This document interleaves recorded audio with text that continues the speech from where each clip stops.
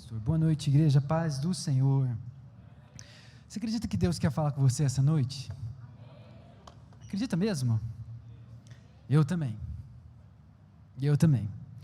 Bom, quem já é da Monte Hebron, como o pastor falou, eu venho aqui pregar todo culto do amigo, e eu preciso confessar que existem algumas palavras que o Espírito Santo ele move bem forte no meu coração. Ele fala forte no meu coração. E algumas palavras que eu encontro muita resistência de escrever, mas muita, e essa foi uma delas. Minha esposa está ali, eu falei para ela, olha, não estou conseguindo escrever, toda vez que eu tento fazer alguma coisa, eu sinto algo me travando. Eu creio que Deus quer falar conosco essa noite, amém, irmãos? Em nome de Jesus, pode ficar sentado, mas eu queria que você orasse assim comigo. Espírito de rebelião, fora daqui. Espírito de murmuração, fora daqui. Espírito de rebeldia, fora daqui. Espírito de perturbação, fora daqui. Em nome de Jesus Cristo, amém. Hoje nós vamos falar, irmãos, sobre o preço de Deus. Senhoras e senhores, a Igreja Monte Hebron nessa noite, orgulhosamente apresenta o concurso de pessoas que certamente não tinham a menor ideia daquilo que elas estavam fazendo.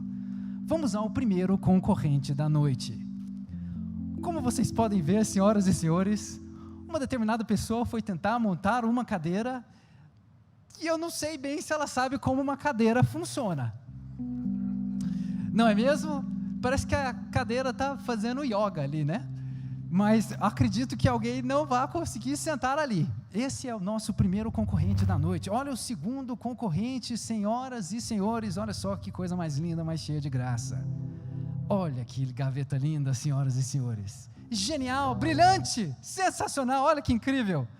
É a única gaveta no mundo que antes de você poder abrir a gaveta, você tem que abrir a gaveta.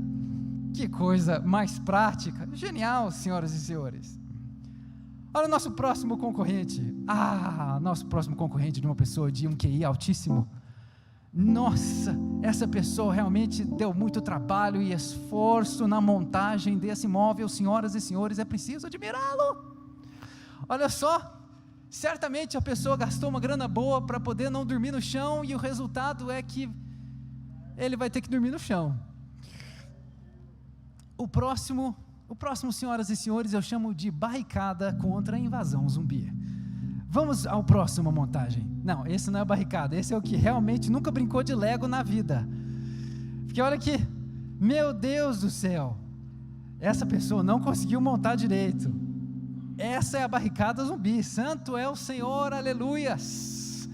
Sabe aquela pessoa bruta assim, não deu certo, eu vou dar meu jeito. Aí pega uns tocos, pega uns pregos e fica pior do que tinha começado, né? Irmãos, e se você acha que todas essas pessoas, elas são um pouco sem noção ou sem habilidade de montagem, é porque você não viu o nosso último concorrente da noite, senhoras e senhores. O nosso último concorrente está realmente precisando de um pouquinho de noção e uma sessão de terapia. Misericórdia.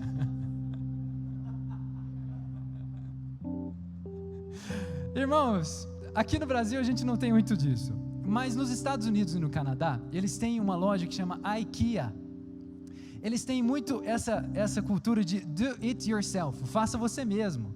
Você compra um móvel e ele vem com um manualzinho, e aí você vai ler no manual e vai montar o móvel.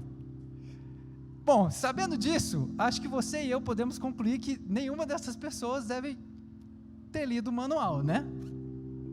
E você vê, irmãos, que assim, nenhuma delas leu o manual, mas elas adquiriram por algum motivo, por alguma função. Elas tinham um fim para aquilo que elas adquiriram. Vocês sabiam, galera, que em torno de apenas 25% das pessoas leem manual quando compram alguma coisa? E geralmente, por incrível que pareça, os homens tendem a ler os manuais mais do que as mulheres. Eu achei que fosse o oposto.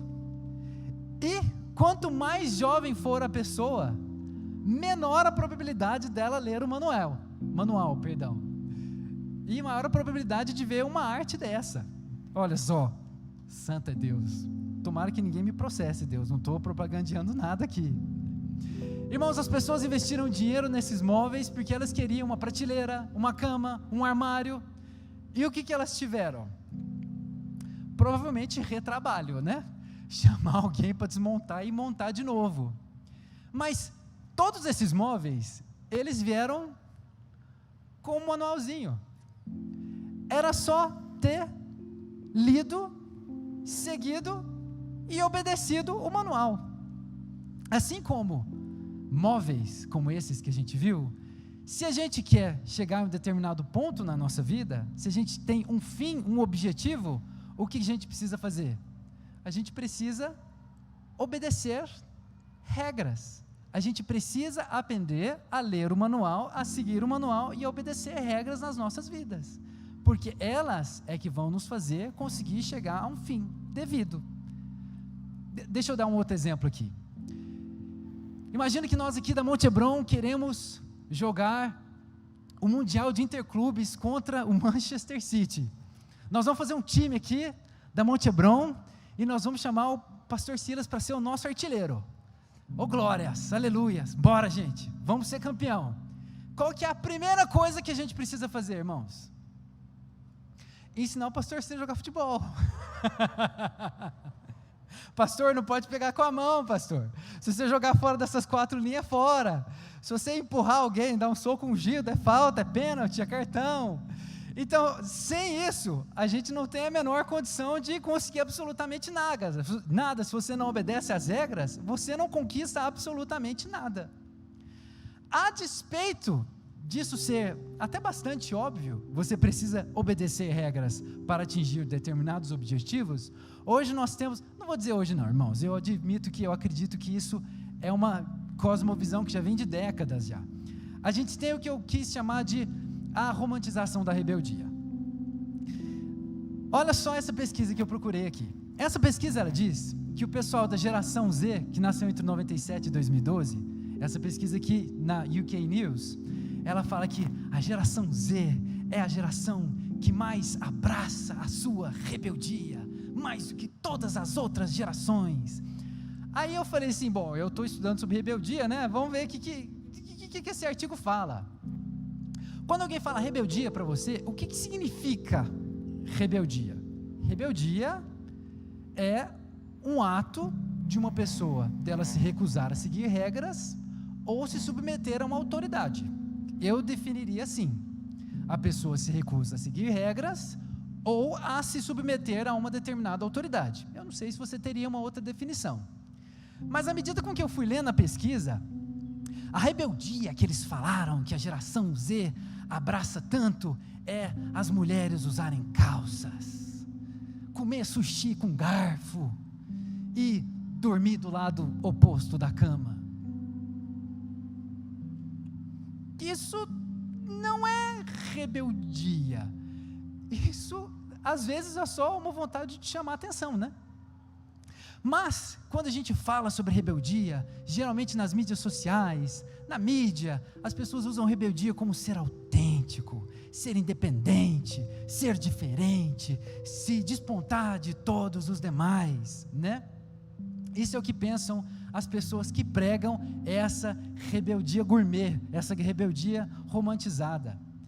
E antes de eu passar para o slide seguinte, irmãos, deixa eu só falar uma coisa muito interessante. Quando eu estava lendo a respeito dessa rebeldia, de ser diferente, de ser autêntico, de ser mais que os demais, eu li um artigo que chamava O Paradoxo da Rebeldia, de um psicólogo falando o seguinte: hoje, prega-se que você tem que ser uma pessoa rebelde, ou seja, você tem que ser diferente dos outros. Por que você tem que ser diferente dos outros e ser uma pessoa rebelde? Para você não ser aquela pessoa que segue a manada, que segue todo mundo, que faz o que todo mundo faz. Só que todo mundo busca ser rebelde para não fazer o que todo mundo faz. Só que todo mundo buscando ser rebelde é o comportamento de manada que eles mesmos estão pensando e tentando fugir.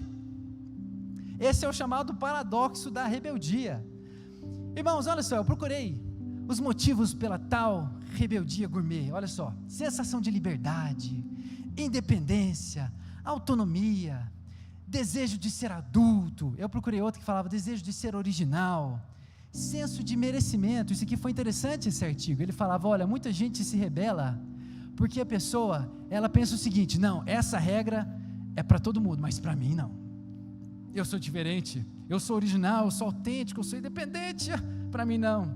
Senso de mérito, olha só: falta de disciplina na infância. Uma pessoa que não foi disciplinada, ela tende a ser uma pessoa que quer ser rebelde. Escape de problemas que não consegue resolver, e até problemas de personalidade. Isso é como funciona a rebeldia. A gente falou que a obediência a regras, ela faz com que nós alcancemos um determinado fim. Se você tem um objetivo, você precisa obedecer a regras, mas o pop é você ser rebelde. Muito bem, agora vamos lá. O que diz a palavra sobre a obediência? Olha o que está escrito em Isaías 1,19: se quiserdes me obedecer, comereis o fruto precioso da terra. Vou ler de novo: se quiserdes me obedecer, comereis o fruto precioso da terra. Irmãos, deixa eu só falar uma coisa rapidamente aqui com vocês. Eu sempre tive muita dificuldade, na igreja, na escola, na faculdade, eu sempre tive muita dificuldade de memorizar o que uma pessoa fica falando, né? Ainda mais na universidade, que era 2 horas de aula, às vezes 4, aí que eu não conseguia memorizar mesmo. Então, irmãos, algumas pessoas criticam eu colocar figuras, imagens e colocar ilustrações. É porque, irmãos, para mim, eu consigo memorizar mais com ilustrações do que só com a palavra, tá? Então, eu já ouvi crítica: esse menino aí não fala de Bíblia, ele fica inventando história. Não, irmãos, eu estou falando de Bíblia sim, mas é que assim, eu uso uma ilustração para ajudar a memorizar a ideia, tá, irmãos? Muito bem, isso dito, vamos lá, ok.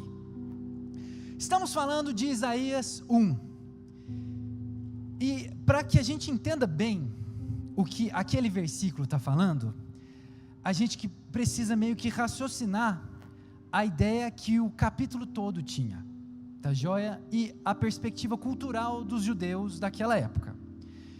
Então eu queria que a gente voltasse agora 3.000 anos atrás, tá joia? E eu gostaria que você imaginasse que você é um pastor de ovelhas, tá joia? Eu quero que você imagine que você é um pastor de ovelhas. Seu pai é pastor de ovelhas, seu avô era pastor de ovelhas, e o seu bisavô, o seu trisavô, o seu tataravô, o seu tataravô, todo mundo era pastor de ovelhas. Muito bem, é um negócio da família, e disso você tira o seu sustento, você consegue sobreviver, você consegue sustentar a sua família, você consegue tocar a sua vida, sendo pastor de ovelhas. Ok, e daí? Bom, e daí que se você é um pastor de ovelhas, a sua rotina é da seguinte maneira: você acorda bem cedo, antes do sol nascer, de madrugada, e você acorda, e você vai lá no aprisco.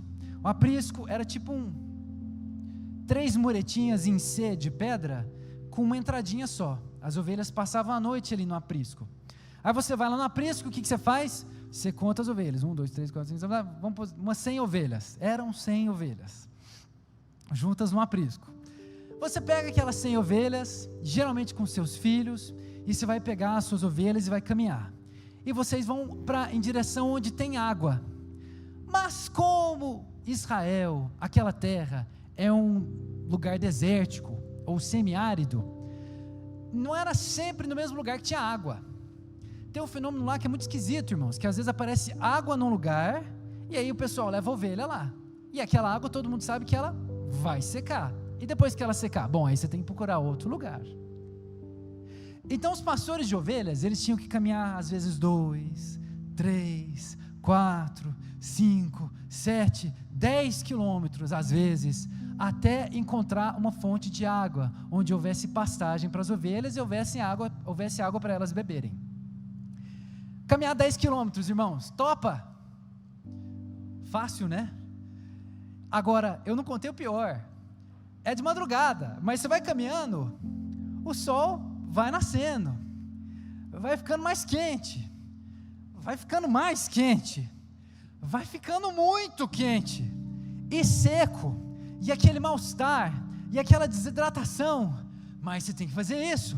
Você é pastor de ovelha, você tem que cuidar dos seus filhos, você tem que cuidar da sua família, esse é o seu sustento. Você leva as ovelhas, e à medida com que você vai caminhando e conduzindo as ovelhas, você fica de olho aberto, porque a ovelha, às vezes tem uma ovelha que ela gosta de ser rebelde, né? E sai correndo, e pula, e sai para lá. Então você tem que pegar a ovelha. Às vezes tinha pastor que quebrava a patinha de ovelha para ela não fugir. Às vezes você tem que tirar carrapato, você tem que cuidar da ovelhinha. Quando finalmente chegamos no lugar onde tem água, o que acontecia? Levava as ovelhas para beber, mas tinha ovelha que não bebia. Tinha ovelha que ficava lá perto da água, mas não queria beber. Então o pastor tinha que ir lá, a gente tem que ir lá pegar água e dar na boquinha da ovelha, cuidar dela, ficar de olho na ovelha, ver se tem ovelha doente, ver se tem ovelha machucada, o tempo todo de olho se não tem predador. É um trabalho sacrificial, e sol, e seco, e difícil, mas é o seu trabalho, é o seu sustento, é o sustento da sua família. Fazer o quê? Você passa o dia, aí vai começando a entardecer, ficar à noite é perigoso, porque tem muito predador. Então você faz o quê? Você pega as suas ovelhas antes, você conta 1, 2, 3, 4, 5, 6, 7, 100. Você pega as nossas ovelhinhas, agora vamos embora para casa, vamos caminhando de volta, 1, 2, 5, 7 quilômetros, chega em casa, põe as ovelhinhas no aprisco, conta de novo, 1, 2, 3, 4, 5, muito bem, acabou o dia? Acabou nada. À noite, você tem que ficar de olho, não só por predador, mas por conta de ladrão também. Você tem que dar um jeito de ficar de olho, você não pode perder aquelas ovelhinhas, é o seu sustento, é o que você tem para sustentar a sua família. Aquelas ovelhinhas é o que você tem, é o que a sua família produz. Amém, irmãos? Essa era a rotina de um pastor de ovelhas, naquela época, 3.000 anos atrás. Parece que hoje até que não mudou muita coisa não. Agora imagina que nós estamos numa região, irmãos, que o nosso vizinho, ele planta trigo. O nosso vizinho da frente, ele planta videira, o outro planta oliveira e o outro planta figo. As coisas não eram bem assim, irmãos, mas é só a título de exemplo. Agora imagina, irmãos, que é o tempo de colheita. Todo mundo colhendo, colhendo os frutos, colhendo trigo, as nossas ovelhinhas estão tudo gordinhas para a gente poder vender, para a gente poder sustentar nossa família, trocar por trigo, trocar por azeite, trocar por vinho. Nossa, agora chegou a hora de a gente receber aquilo que a gente tanto trabalhou. Ótimo, é um momento que todo mundo ama, é um momento que todo mundo gosta. Aí, no dia da colheita, no dia que está tudo pronto para a gente vender as nossas ovelhinhas, você sai da sua casa de madrugada, e quando você olha para a colina, você vê 200 homens armados até os dentes, montados a camelo, e eles estão descendo em direção à sua cidade, à sua vila. E você, na hora que vê aquilo, fala: meu Deus, o que eu faço? Você corre, cata a sua família, esconde numa caverna e passa o dia lá, pedindo a Deus que você não seja encontrado. Passa o dia, e quando você sai da caverna e vai ver o que está acontecendo, você volta para sua casa, não tem nenhuma ovelha a mais. Você olha para o seu vizinho da direita que plantava trigo, não tem trigo mais, e o que sobrou eles queimaram. Chega o vizinho do figo e fala: você viu o que aconteceu? Eles mataram todo mundo da família que plantava vinha, roubaram toda a vinha, não tem mais vinha, não tem mais nada, acabou. As pessoas, esses ladrões, eles não acordaram um dia de madrugada, eles não pegaram sol um único dia, eles não tiveram 1/1000 do seu trabalho, eles não fizeram absolutamente nada por aquilo que você produziu. Mas agora tudo que você produziu está com eles, é tudo deles. Tudo que você, seus vizinhos, sua vila, todo mundo produziu, está com eles, não é seu mais, e você não tem como pegar de volta. Agora aqui vem a pergunta: como seria a sua sensação? Agora, neste momento, se põe na posição de uma pessoa assim. Qual seria a sua sensação de você ter trabalhado tanto e agora você não tem nada? você foi roubado, você foi injustiçado. Você vai fazer o que agora para sustentar a sua família? Você vai fazer o que agora para sustentar os seus filhos? E agora? E agora? Eu sei que isso é uma realidade muito diferente da nossa. Muito diferente da nossa. Só que você sabia que esse tipo de invasão acontecia muito e corriqueiramente ao longo de toda a história? Isso que eu estou contando para vocês não é uma ficção inteiramente. Isso acontecia tanto que a Bíblia descreve várias vezes, inclusive até no livro de Jó, que foi o primeiro livro do Antigo Testamento a ser escrito. Já se fala de invasão, já se fala de roubo, já se fala desse tipo de ação de bandidos. Sabe o que Deus está falando aqui em Isaías 1,19? Ele está falando o seguinte: se quiserdes me obedecer, eu vou garantir para você que você coma o fruto do esforço do seu trabalho. Se você me obedecer, eu vou garantir provisão, sustento, proteção, a minha graça, a minha presença, a minha companhia, a minha direção, o meu amor, a transformação de vida, a paz que sobrepassa todo entendimento, a alegria do Senhor que é a nossa força. Mas, se você me obedecer, irmãos, a obediência a Deus, ela é fonte de bênçãos. A obediência a Deus, ela é fonte de bênçãos. Se você é uma pessoa que lê a palavra, tem ali versículos, tem capítulos que a gente fica, meu Deus, que coisa impressionante. Eu sou apaixonado no Salmo 91, aquele que habita no abrigo do Altíssimo e descansa à sombra do Todo-Poderoso, pode dizer ao seu Senhor: Tu és o meu refúgio e a minha fortaleza, o meu Deus em quem eu confio. Ele livrará do laço do caçador e do veneno mortal. Ele cobrirá com as suas asas e sob suas penas você encontrará descanso, e a fidelidade do Senhor será o seu escudo protetor. Você não temerá o pavor da noite, nem a flecha que voa de dia, nem a peste que se move sorrateira sobre as trevas, nem a praga que assola ao meio-dia. 1000 poderão cair ao seu lado, 10.000 à sua direita, mas nada o atingirá. Você simplesmente orará e verá o castigo dos ímpios. Aleluia.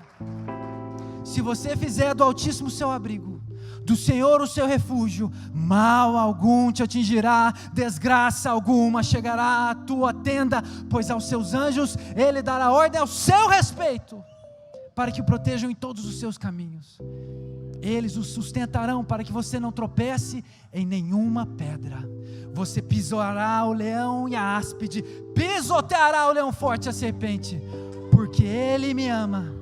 Eu o resgatarei, eu o protegerei, pois conhece o meu nome. No dia da aflição Ele clamará a mim e eu lhe darei resposta. Eu vou livrá-lo e cobri-lo de honra, vida longa eu lhe darei e lhe mostrarei a minha salvação. Esse é o nosso Deus. Essas são as bênçãos que nos são prometidas, nos são por direito, mas é preciso obedecer. O primeiro aspecto que eu queria falar da obediência é isso: ela é uma fonte de bênçãos. Mas tem uma segunda coisa: a gente obedece porque a gente crê que Ele tem sempre o melhor para nós em sua vontade. Olha só o que está em Jeremias 29. Porque eu bem sei os pensamentos que tenho a vosso respeito, diz o Senhor, pensamentos de paz e não de mal, para vos dar o fim que eu estiver a fim de te dar. Para vos dar o fim que, se eu estiver de bom humor, eu até te ajudo. É isso que está escrito, irmãos?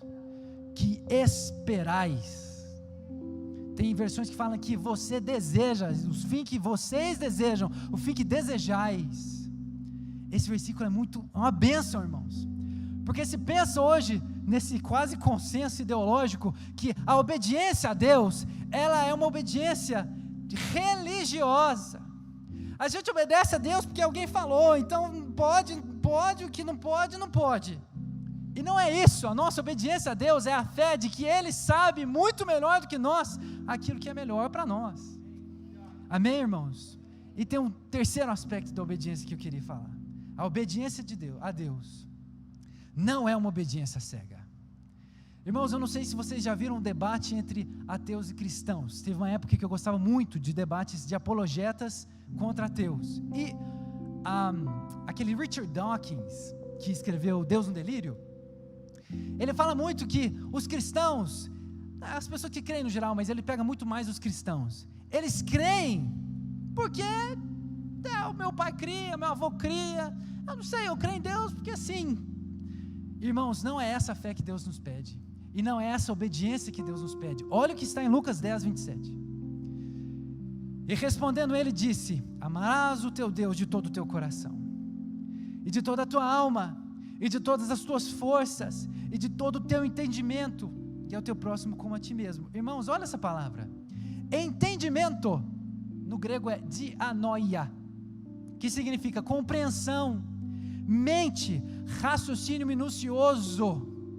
Deus, Ele nos convida a uma obediência que a gente raciocine o que a gente está fazendo, não aquela obediência cega, vou fazer, né, que nem galinha. Não, irmãos, nós precisamos raciocinar e compreender.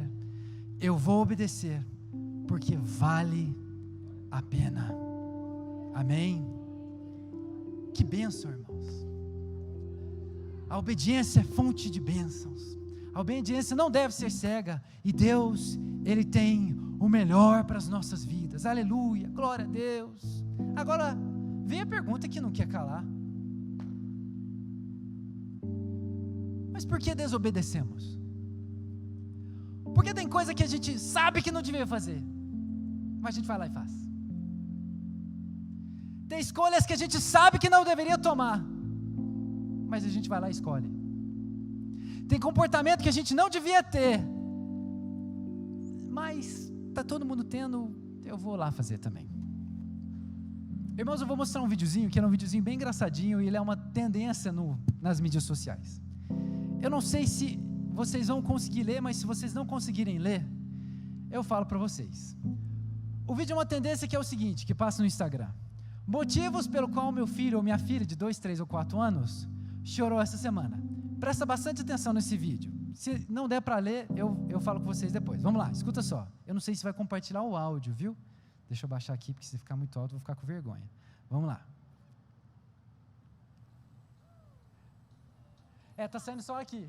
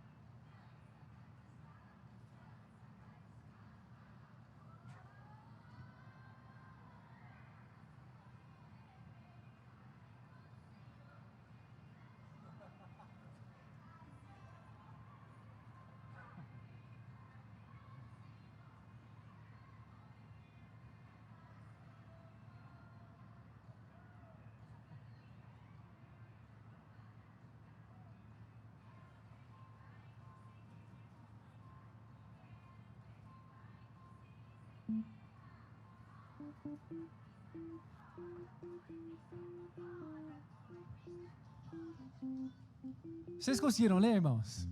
Motivos pelo qual minha filha de 2, 3 anos chorou essa semana. Eu não deixei ela beijar um camelo. Eu não deixei ela se jogar do carro em movimento. Eu não trouxe um dragão de verdade para casa. Eu não comprei uma bola de R$1.000. Irmãos, é engraçadinho, né? Mas muitas vezes, o nosso comportamento com Deus é exatamente o comportamento idêntico dessa menininha. Porque nós aqui, enquanto pessoas adultas, a gente entende o lado da mãe e sabe que a mãe estava certa. A menininha chorou porque a mãe não deixou ele comer 1 quilo de chocolate, não deixou ela comer protetor solar e trazer um avião de verdade para casa. A gente pensa, bom, a mãe tem muita razão, mas a menininha não entendeu e começou a chorar. Muitas vezes, irmãos, nós nos comportamos diante de Deus exatamente como essa menininha. Às vezes a gente recebe um não de Deus, ou a gente vê algo que não deveria estar fazendo. Por que Deus? Mas eu quero Deus. Mas isso faz tanta diferença para mim, Deus. Por que não? Por que não? Por que não? Por que não? Parece menininho birrento. E Deus falando, não, porque eu sei o que é o melhor para você. Muitas vezes nós desobedecemos, porque nós desconhecemos a vontade de Deus para nossas vidas. E a gente fica, não, eu quero Deus. E Deus fala, não vai comer protetor solar, não vai beijar o camelo e não vai pular do carro em movimento. E a gente está, eu quero Deus. E Deus fala, não, eu não vou deixar. Irmãos, ok, a gente falou que a obediência é fonte de bênçãos. Se você tem interesse nessa fonte de bênçãos do Senhor, a gente precisa saber de uma coisa: como conhecer a vontade de Deus para as nossas vidas. Há 2 semanas atrás, eu estava bem aqui cantando, e o pastor Silas veio aqui, pegou o computador dele, abriu, e o nome da palavra, não sei se os irmãos se lembram, 2 semanas é só seguir o manual. E quando eu vi aquilo, eu falei, uau, mas gente, o Espírito Santo já estava falando comigo há algumas semanas de falar sobre manual, sobre obediência, e o pastor Silas fala isso? Não sei não, talvez Deus não estava querendo que eu pregasse não, mas de fato, eu vim trazer uma perspectiva um pouco diferente. A primeira coisa, irmãos, é que nós precisamos ler a palavra de Deus. Não existe como conhecer a vontade de Deus se nós não formos pessoas que conhecemos a palavra de Deus. É preciso ler o manual.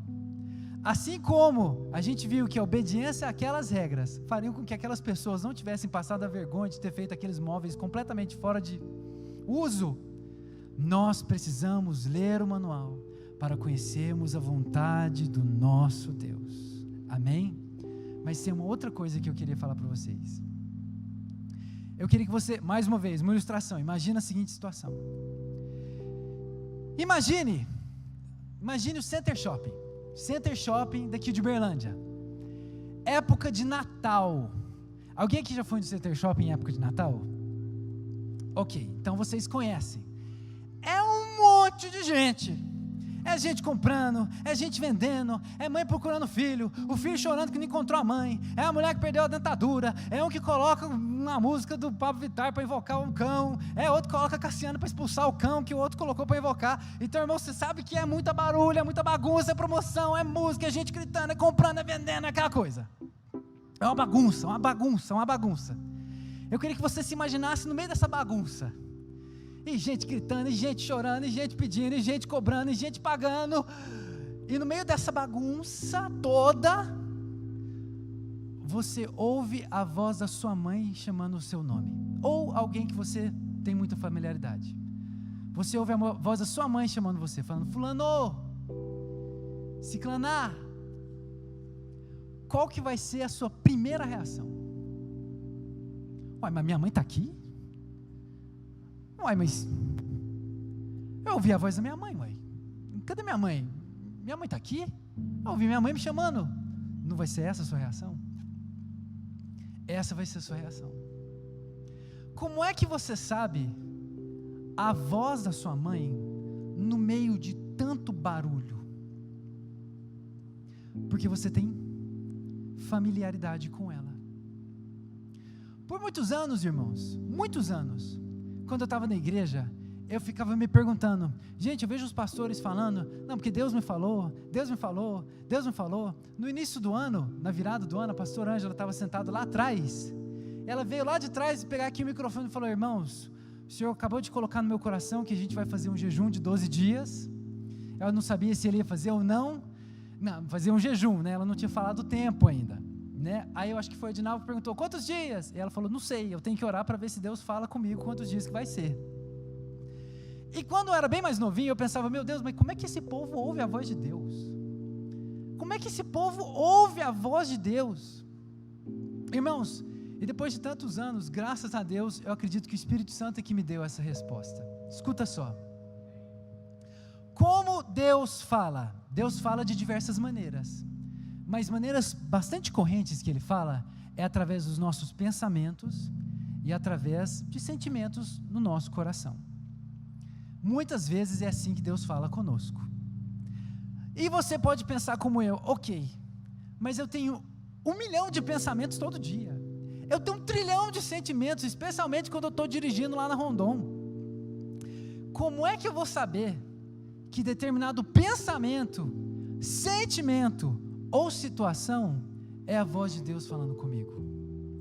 Irmãos, nós aprendemos a identificar a voz de Deus em nós quando nós adquirimos familiaridade com ela.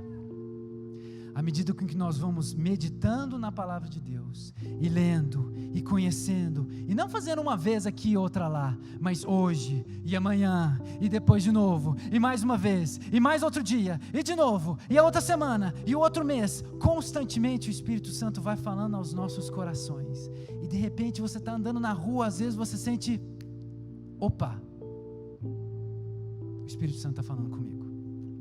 É preciso adquirir familiaridade com a voz do Espírito Santo. Irmãos, como nós adquirimos familiaridade com a voz do Espírito Santo? Nós precisamos desenvolver uma vida de intimidade com Ele. Se você tem uma pessoa que você convive todo dia, que você conversa todo dia, que você fala todo dia, certamente você tem familiaridade, intimidade com essa pessoa. E a intimidade é o preço de Deus para conhecermos e vivermos a sua vontade. A gente falou que a obediência, ela é fonte de bênçãos, fonte inesgotável, glória a Deus, aleluias. É preciso obedecer. Antes de obedecer, é preciso conhecer-lhe a sua vontade. E para isso, nós precisamos desenvolver uma vida de intimidade com Deus. E sabe uma coisa interessante, irmãos?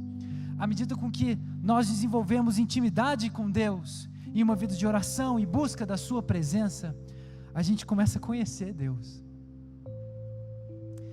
Isso transforma o nosso coração, irmãos. À medida com que nós conhecemos Deus, nós passamos a desenvolver assim, eu vou chamar isso de uma paixão por Deus, uma paixão por Jesus Cristo. A gente passa a amar Deus de uma maneira diferente, de uma maneira que a gente não consegue explicar. E esse amor que a gente acaba tendo por Deus, imagina uma pessoa que você ama muito, uma pessoa que você gosta muito, muito mesmo, você ama muito. O que você procura fazer por ela? Você procura agradar essa pessoa, né? Por exemplo, lá em casa eu não sou muito doceiro, mas minha esposa é. Se tem 2 bombons, às vezes até quero comer, mas fala, não, pode comer, anjinho, pode comer. Por que eu faço isso? Para agradar ela, eu sei que ela é uma formiguinha. Então, irmãos, quando a gente conhece alguém, a gente ama alguém, a gente quer agradar essa pessoa. E sabe o que acontece quando nós desenvolvemos uma vida de intimidade com Deus? A gente começa a amar tanto a Jesus Cristo, a Deus, ao Espírito Santo, que a gente fala assim, gente, o que agrada ao Espírito Santo? O que agrada a Deus? O que agrada a Jesus Cristo? O que agrada a um Deus que me abençoa em todos os lados, e todos os dias, e me protege, me conduz, me fortalece, me enche da sua graça, da sua paz? O que eu faço para agradar a um Deus assim? E sabe o que acontece? A obediência, ela deixa de ser um fardo, e ela passa a ser um prazer. A gente passa a obedecer, não porque a gente precisa somente, mas porque a gente quer agradar a Deus. E claro, não podia faltar Ele. Olha só o que C.S. Lewis falou sobre isso. Ter fé em Cristo é, claro, tentar fazer tudo o que Ele diz. Não faria sentido dizer que você confia em uma pessoa se você não seguir o seu conselho.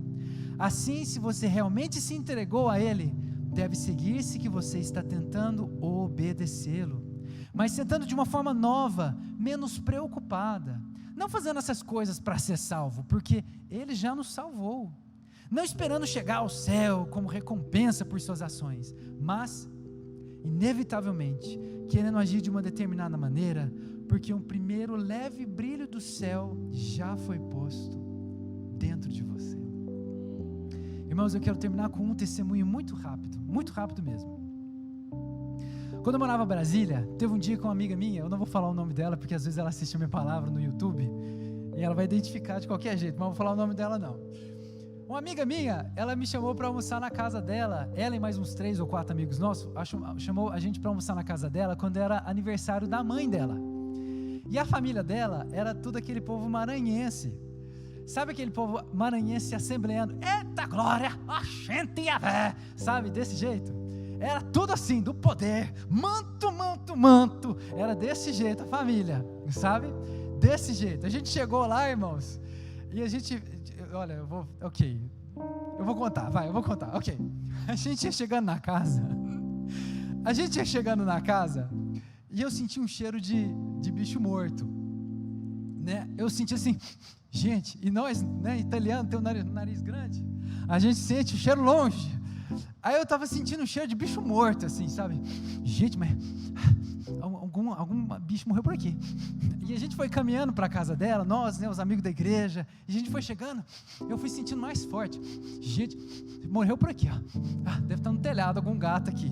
Aí a gente entrou, e aí o cheiro estava muito forte lá, irmãos. E aí tava, né, a mãe dessa minha amiga e as irmãs e irmãos dela, eram uns 8, assim, sabe? Tudo falando, eita glória, o Senhor é bom, aleluia, né?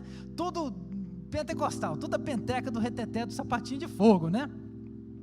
E aí, uma foi falar assim, e a gente até fez rabada de bode.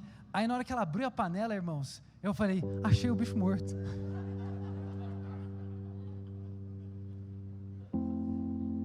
Gente, eu nunca tinha visto isso, rabada de bode. Ô irmão, se tem alguém aqui do Maranhão, Deus abençoe, viu? É só, assim, da culinária mineira, a gente não usa muito isso, a gente usa mais queijo, né?